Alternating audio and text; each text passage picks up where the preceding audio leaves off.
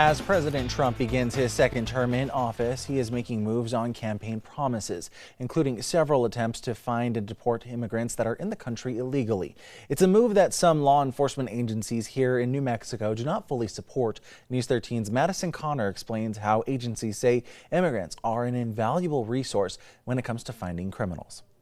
On day one, I will launch the largest deportation program of criminals in American history. That rhetoric from President Trump has many law enforcement officials in New Mexico worried about the message being heard by the immigrant community. I don't think this is going to do anything but make us less safe in our community. If we have immigrants who are scared to report crimes, we need everybody in this community, immigrants included, to participate in this process. And that means those brave souls out there who are willing to report crime that happens in their community. Last year, a proposed city bill threatened Albuquerque's immigrant-friendly status by allowing the city to enforce federal immigration laws if an immigrant committed a violent crime.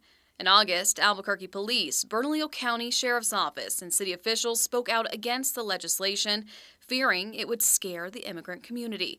Councilors eventually voted against the bill. We do not work in any way with, sort of what ICE does and the federal government and so forth. At least the Albuquerque Police Department are our police. They are our communities. They are not beholden to the whims of politicians in Washington. Now, one tool law enforcement has to encourage immigrants to work with officers are special visas called U visas.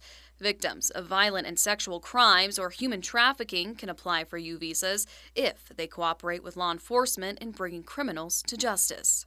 That trust is extremely important when it comes to public service and public safety.